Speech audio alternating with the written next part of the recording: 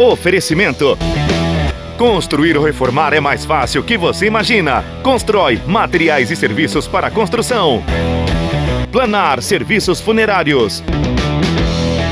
Supermercado Hickley, de coração aberto para atender você. Visão Net, conectada ao seu mundo. Prímula, o shopping da limpeza.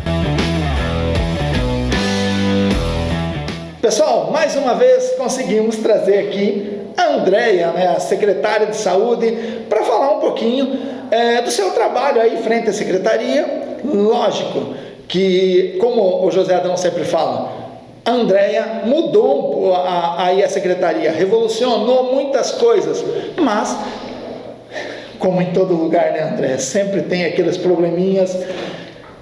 Na verdade, são vários servidores, isso e aquilo, que não é fácil de controlar, não é fácil de comandar uma secretaria daquele tamanho. Boa tarde, Andréia, obrigado aí por mais uma vez você atender o nosso pedido. Boa tarde, José Adão, boa tarde a todos, é um prazer estar aqui mais uma vez, agradeço ao seu convite e sempre me permitindo trazer informações sobre a Secretaria de Saúde para toda a população. Realmente é uma secretaria grande, é uma pasta grande, com muitos problemas. A pandemia agravou, que já não era fácil, mas a gente tenta se esforçar e fazer o melhor dentro das nossas possibilidades, com acertos e com erros, obviamente. Andréia, vamos lá, vamos começar já com as polêmicas. Veja bem, nós entendemos toda aquela situação lá da UBS da Vila Humaitá. Eu sei que, se eu não me engano, ela tem um problema, porque me parece que o terreno não é da prefeitura. É difícil para você conseguir verbas para que se faça a reforma. Por quê? Porque você vai investir em um terreno de outro. Eu sei de todos os problemas que existem lá, mas eu também sei dos problemas que aquelas pessoas mais de idade lá da Vila Humaitá passaram, de quando sofreram com a Vila Sapé, ali. E aí ficou uma imagem muito pejorativa, muito ruim para aquelas pessoas da UBS coberto com lona. Olha, José Adão, eu falo do Humaitá, eu tenho um carinho especial. Eu trabalhei no Humaitá logo que eu vim para Arapoti. Então, de 2007 a 2009, o meu local de lotação era a Unidade de Saúde Humaitá. Desde lá, desde aquela época, a estrutura é a mesma. O que ocorre ali? O prédio, não só o terreno, o prédio também não é do município, não é municipal. Ele é emprestado, né? Ele faz parte, tanto que lá dentro corre um projeto, né? Ele foi cedido para a prefeitura, mas não é por conta dessa cessão que a lona existe, não justifica, né? Obviamente que para a gente fazer uma reforma, o prédio, e eu falo isso com propriedade, tanto de servidora, de enfermeira, que trabalhei na unidade de saúde, quanto de vigilância sanitária. Eu inspecionei a unidade de saúde Humaitá no ano de 2017, foi feita uma inspeção. A unidade, ela não atende em toda a sua estrutura a legislação sanitária. Então ela precisa de uma reforma, de uma ampliação, de um fluxo melhor. E aí, quando eu assumi a Secretaria de Saúde, porque eu não posso falar pelas gestões anteriores, eu sei que não só a Unidade de Saúde do Humaitá, mas a Unidade de Saúde da Vila Romana, a Unidade de Saúde de Calógeras, precisam de reforma e de ampliação, precisam de uma adequação. O Aratinga, por mais que seja uma unidade nova, tem problema também. E o que a gente tem feito? Tem tentado mudar e fazer isso, mas de uma maneira bem feita, sem puxadinho, sem aquelas construções feitas, eu diria que troca a roupa, muda a cara, mas continuam os mesmos problemas. Se eu tô doente, se eu tenho um problema de saúde, eu preciso tratar a doença, não vai adiantar eu colocar uma roupa boa e uma maquiagem e dizer que eu tô curada, porque eu não vou estar. Então, o que nós estamos fazendo? Por que da lona? O que acontece? A unidade, ela veio com alguns problemas, chovia dentro, tinha goteira, ia lá, trocava 1, 2 telhas, aí tinha um problema na calha, ia lá, arrumava, e de repente, nessas últimas chuvas que deu, ela destelhou quase que muito, tem um problema muito grande no telhado, que precisa ser reparado. Liguei para o secretário de infraestrutura e ele falou: Andréia, como está chovendo, a gente vai precisar fechar a unidade, né? E depois que parar toda essa chuva é fazer, porque não é uma obra que vai fazer num final de semana. Só que nós não temos como fechar a unidade, porque hoje ela atende Humaitá e Ceres. E aí eu falei assim, Anderson, eu preciso de uma solução imediata, eu não posso fechar aquela unidade e deixar a população desassistida. Eu sabia que colocar uma lona trariam consequências, porque não é bonito, né? Entretanto, foi a solução de imediato para que aquela unidade não fosse fechada. Não é uma justificativa, mas assim, a gente tem o projeto, a reforma, a construção de uma nova unidade que vai ser ali no Bosque, né? É uma reforma, uma unidade que já foi terminada, já terminamos, o projeto já está pronto, a parte orçamentária já foi feita, é uma unidade que vai ser construída com tudo, ela vai ficar cara, vai ficar mais de 1,5 milhão, mas já com previsão de câmera de monitoramento, ar-condicionado, central de gases. Então vai ser uma unidade completa, vai ser a primeira unidade completa que não vou ter que fazer licitações para complementar, para reformar, por exemplo, o Ceres. Foi feita uma obra, mas a gente teve que fazer aditivo, agora eu vou ter que fazer uma nova licitação porque não foi previsto grade, não foi previsto central de gases, então não tem inalação, não foi previsto internet. Daí a gente tem que ficar fazendo outras licitações, e não é o que eu pretendo fazer à frente da secretaria. Então eu entendo que é ruim, estou aqui pedindo desculpas para a população do Humaitá pela apresentação da unidade, mas eu também tenho a dizer que nada parou. O atendimento continuou acontecendo, ela tá com a roupa feia, mas está funcionando. Então, assim, entendo que não é legal, que não é bonito, mas foi a solução encontrada para que a gente não deixasse a população sem assistência. André, o Hospital 18 de Dezembro, várias pessoas e também servidores falaram sobre a possível terceirização. Se isso realmente for acontecer, né, porque é agora que eu estou falando com a secretária, se isso realmente for acontecer, como que vai ser e o que vai ser feito com os servidores que hoje estão trabalhando no hospital? Então, em relação a essa terceirização, essa possibilidade, né, o que acontece?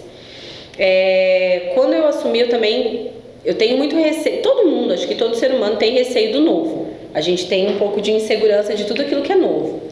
Eu fui estudar sobre as parcerias público-privadas, sobre essas parcerias PPP, essa concessão administrativa. Conversei muito com o prefeito, com o secretário de planejamento.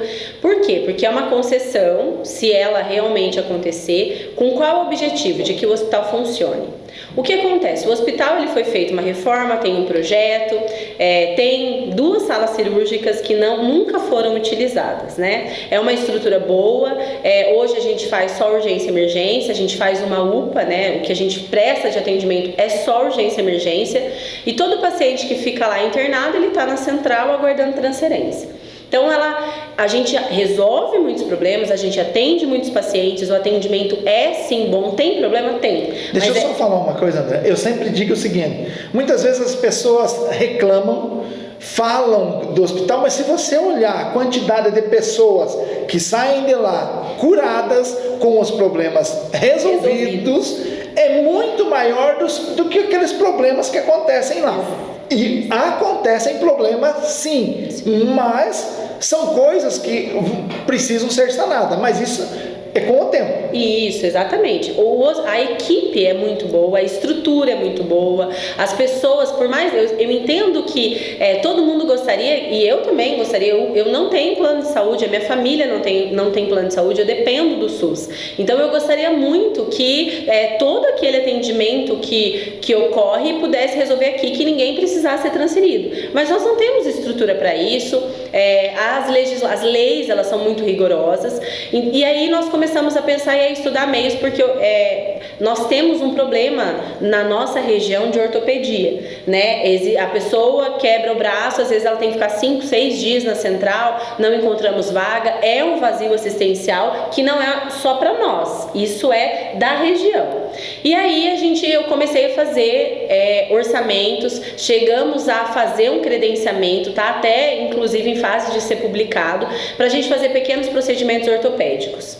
Para eu fazer esses pequenos procedimentos, eu dependo de contratações. Hoje, o índice prudencial, aquilo que eu posso contratar, porque até, José Adão, na reunião do conselho que teve essa semana, uma reunião extraordinária, para passar a possibilidade de um projeto de lei para que permita que o município possa fazer uma concessão, foi perguntado, tá, mas vocês falam tanto em hora extra, por que ao invés de pagar hora extra não contrata profissional? Porque pela lei, pela administração pública, a hora extra ela não entra no impacto prudencial, que pode ser em até 50%, 54%. Hoje, o índice prudencial do município de Arapoti é 50%. Então, para eu contratar os profissionais para fazer só ortopedia, eu não consigo fazer contratação. Eu teria que diminuir a atenção básica, que é o que eu tenho que fazer. E o que a gente precisa fazer? Fortalecer a atenção básica. Eu preciso fazer com que a população não adoeça. Como eu consigo fazer isso? Com prevenção e promoção. As pessoas elas não podem procurar uma unidade de saúde, um estabelecimento de saúde só quando elas estão doentes. A gente precisa prevenir, a gente precisa trabalhar na prevenção para que ela não adoeça. E aí, estudando tudo isso, nós chegamos à conclusão de que a única maneira de ter um hospital funcionando é se a gente fizesse uma concessão administrativa, que é o quê? Aluga aquele prédio, ele faz a administração, mas atende 100% o SUS, sem particular. Porque se tiver particular, a gente sabe que entre o SUS e o particular vai priorizar o particular e isso a gente não quer. Então vai ser, se houver essa concessão, porque por enquanto é só um anteprojeto de lei para autorizar o município a fazer, depois passou pelo conselho, ainda passa pela Câmara, se aprovado, depende de licitação e depende do interesse de empresas em assumir. Então, se isso tudo acontecer, os funcionários que estão lá, eles serão realocados sem prejuízo do seu salário na atenção básica, né? Porque não existe concurso no município específico para o hospital. Né? O enfermeiro, ele é enfermeiro 2, eu sou enfermeira, eu sou concursada para trabalhar no município de Arapoti, não no hospital, não na vigilância, não no posto, é onde o município tiver necessidade daquele servidor. Então eles vão ser realocados, ninguém vai perder o seu emprego, ninguém vai ser mandado embora, eles vão vir para fortalecer justamente a atenção básica, que hoje falta tanto funcionário.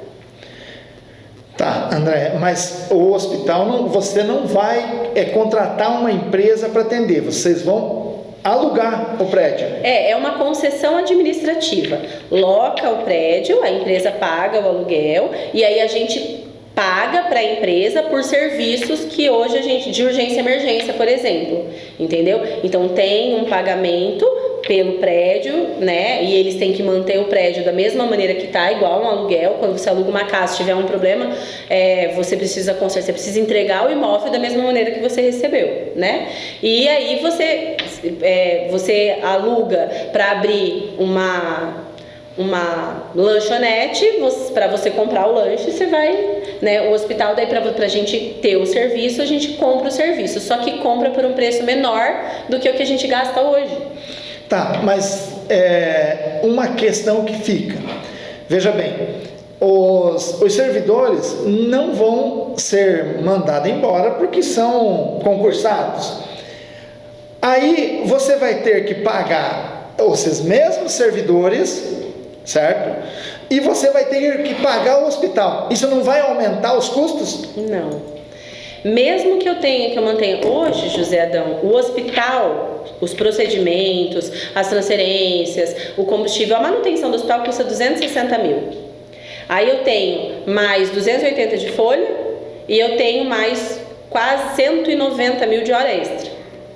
Então, assim, mesmo eu juntando o que vai pagar para a empresa e os servidores que eu tenho, considerando o que me falta na atenção básica que eu teria que contratar, ainda fica menos caro do que eu fazer isso. Para eu ter serviços mais resolutivos aqui, porque eu vou economizar no quê? Os pacientes que hoje eu levo para Ponta Grossa, porque, por exemplo, o hospital vai poder fazer mutirão de catarata. Então, né, um exemplo de um procedimento, né? O que eu gastaria para levar os pacientes, resolve aqui. Como fazer antes? Cirurgias de otorrino, né? Que exige algumas cirurgias mais simples, menos complexas, que eu posso fazer aqui. Cirurgia simples de vesícula, que eu posso fazer aqui. Vasectomia, que pode ser feito aqui. E que hoje eu levo tudo. Então, eu também gasto em diária, em combustível, manutenção de veículo. Então, isso eu também vou economizar. Por falar nesses custos, veja bem, isso é porque aquele portal da transparência da prefeitura ou da Câmara ou de qualquer lugar é feito para que a população não veja, porque é difícil o acesso, né? É difícil, é quase que impossível de você chegar até aquilo que você realmente procura. Lógico, para quem trabalha dentro da prefeitura, e estou falando algumas pessoas, porque a maioria de quem trabalha também não consegue acessar. Veja bem, eu estou falando isso sobre reclamações que fizeram. Um médico, para fazer uma transferência, para ele acompanhar uma transferência, segundo informações, ganha R$900 por essa transferência. Ganha. Enquanto que uma enfermeira ganha, se eu não me engano, R$17? Não. O que acontece, José Adão, é assim. Se o doutor Alexander, ele é concursado do município, ele é servidor. Se ele fizer a transferência, ele vai receber uma diária, que é R$60, R$70, ou se for até Castro, R$17,50, se for menos de 6 horas. O que acontece? Qual que é a diferença, né? A diferença é que hoje nós temos o SAMU. Para fazer transferência de paciente grave, é o SAMU quem deve fazer. Paciente grave é aquela transferência que o médico tem que ir. Existem algumas situações que o SAMU demora, ou que tem algum problema e existe uma necessidade, ou o SAMU solicita, tem sido feito com o médico do município, o que não deveria, tá? A gente já conversou a respeito, porque já paga o SAMU para fazer. Aí, normalmente, os médicos que estão credenciados para fazer essa transferência são as empresas. E aí, quando você contrata uma empresa, quando você contrata um serviço pela prefeitura, é via credenciamento ou via licitação. E esse serviço ele é comprado por um valor médio. O valor oferecido por esses profissionais é essa média. Qual que é a diferença? O médico que está indo, ele é uma empresa terceirizada. E o servidor que está indo, ele não é pago pelo procedimento, ele é pago a diária para ele, porque ele já recebe o salário dele. Entende? Por exemplo, eu vou dar o exemplo da doutora Maiara, que trabalha no hospital como diretora técnica. Se ela vai, porque ela está credenciada para ir, ela não vai receber como diretora técnica, ela vai receber essa transferência. Só que ela é uma empresa, ela é um CNPJ que se credenciou para fazer isso, porque nós não temos profissionais que façam isso. Por isso que hoje fica tão difícil para o município custear tudo isso. Por quê? Porque o município não consegue ter, por exemplo, um médico e pagar para ele ficar lá no hospital para fazer só isso. Porque daí, se não tiver viagem, ele vai receber da mesma forma. Por isso que é tão caro, por isso que a concessão administrativa acaba sendo uma solução. Entende? Então não é que o médico recebe isso e o técnico recebe isso comparando o procedimento, é porque o técnico é concursado. Eu não posso pagar por fora para o profissional concursado. Se eu não tivesse enfermeiro de concurso, eu tivesse que contratar por credenciamento como é médico, aí você vai fazer cotação e o enfermeiro vai pedir aquele preço para uma transferência, me entendeu? Então não é que existe uma discrepância, existe, e isso eu gostaria muito de acabar também, porque eu acho que deveria ser que eu sou enfermeira, José Adão, e não é a diferença. Se você fosse, você ganharia o 17 ou 50, e já fui, né? É injusto para mim? Nossa, imagina como que é para quem está indo. É revoltante. Só que qual é o problema? Um é um servidor e para ele ir, o que está no estatuto, quando eu saio em deslocamento, o que eu recebo? Uma diária? Não tem lá que a transferência eu pagaria, não tem. O profissional concursado, ele não recebe a mais por procedimentos que ele faz. Entende? Então isso é complicado, isso é muito difícil. Uma outra situação que chegou até a Voz do Povo, José Adão. Por exemplo, são 16 fichas aí nas UBS que é para o médico atender por período, não é? Não. Tipo de manhã, entre aspas, seriam 16 e 16 à tarde. Bem entre aspas. Mas, segundo informações, tem médico que fica lá, atende 20, 25, outros médicos atendem ali as suas 16 até as 9 horas, por exemplo, e foi embora. Não, é errado isso, Zé. Então também existem 2 tipos de contrato. Então eu tenho os médicos que são contratados para fazer 40 horas, como é o caso. Tem um concursado, que é o Dr. Daniel, que faz 40 horas, que trabalha na Vila dos Funcionários. Tem o Dr. Felipe, que trabalha no posto do Aratinga, que é do Mais Médicos, que daí ele até trabalha até as 15 horas, porque o programa exige que ele tenha que ter um dia para estudos, né? Então a gente dividiu isso para não ficar sem médico um dia. Tem agora o Dr. Bruno, no Maitá. E aí tem a doutora Lilian, o doutor Samuel e o doutor Eduardo. Esses médicos, eles não são contratados por carga horária, eles são contratados por número de consultas. Então, o que acontece? Existe o médico. O que a gente está fazendo hoje? Qual é o certo? Seria certo eu só ter os médicos que atendem 40 horas. Só que por que a gente mantém os outros médicos? Para suprir a necessidade, para desafogar o hospital. Porque se eu tiver só esses médicos que atendem 40 horas, eles vão atender, porque o CRM ele preconiza que o médico deveria atender pelo menos, demorar 15 minutos mais ou menos para atender cada paciente. E você sabe que o profissional ele utiliza aquilo que é bom para ele quando é bom para ele, né? E aí a gente sempre coloca um médico a mais. Só que a atenção básica não me permite ter no PSF 2 médicos 40 horas. Então eu tenho um 40 horas e um por número de consultas. Então não é que os dois têm o mesmo contrato. Os contratos são divergentes. Os contratos são diferentes. O contrato de 40 horas é um e o contrato por número de consultas é outro contrato. Mas só que cria aquela confusão na cabeça da população.